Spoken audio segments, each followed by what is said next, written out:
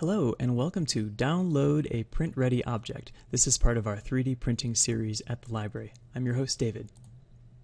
So as a quick recap from some other videos and our intro to 3D printing, where do 3D objects come from? Well, first we can download them, and that's what we're going to look at today.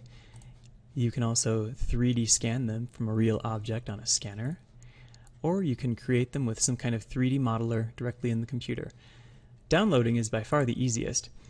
You can download a print-ready object from a website, and you can essentially send it to us at the library, and we can print it for you. The acceptable file formats are .obj and .stl. So regardless of where that object comes from, whether you make it or you download it and find it, it needs to be either a .obj or a .stl. Now, there are lots of different places that you can find objects for free. One of them, and the one we're going to look at today, is called Thingiverse, and it's at thingiverse.com. It's actually run by MakerBot Industries, which sells 3D printers too. So they sell printers, and they provide 3D objects for you to print with their printers. GrabCAD is another good one.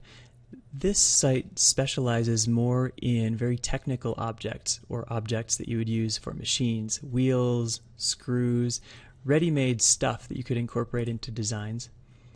Umagine, Mini Metal Factory, that's along the same lines as Thingiverse in terms of just creative, neat stuff. And Autodesk 123D. Anyway, you can pause it and look at this. Today, though, I'd love to show you, and you can try this for yourself, thingiverse.com. So if you go there in a web browser, maybe you can shrink this window down and put it up in the corner somewhere. Let's go there. I'm going to back out.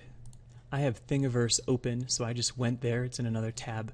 And I logged in. You don't have to log in if you don't want to. Logging in will let you do certain things, download certain files, or customize certain objects that you couldn't do without logging in. So it helps if you create a login. Now when you look at the website, they usually have some picks of the day by category or just by something topical coming up. And then if you want to, you can come up here and just search for an object. So one thing I usually like to do is just encourage people to type something in there they're interested in. I'm going to type in dinosaurs. I'm not a paleontologist, but I think they're pretty darn neat. Let's see. Dinosaur skull. You just click on the object and it will open it up into a view. Now we have some stats about this. These people liked it. These people have collected it. Some different people have made them. If the object comes up and it has a little icon for thing view, we'll go ahead and click on that. It opens a 3D window for you right there, so you can view this object from a few different angles. I'm just left clicking with my pointy finger. I could zoom in with the little scroll wheel, and then if I right click and pull up and down, I can pan around. So yeah, an idea. Now if I'm interested in downloading this object, all I have to do is click on download this thing.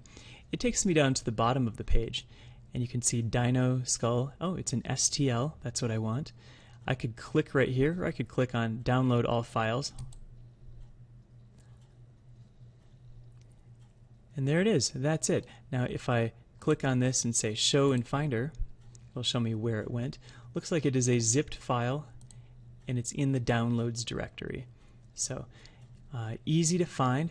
Now if you just keep track of this, we'll show you in another video how to upload your file to the library for 3D printing. But that's really it in terms of what you need to know how to do with Thingiverse. I would encourage you to go to thingiverse.com and just start typing in some search terms. Look for things you're interested in and see if you can't find something that you wouldn't mind having 3D printed. And that's it for the video today. We just looked at downloading a print-ready object, 3D printing series at the library. Thank you.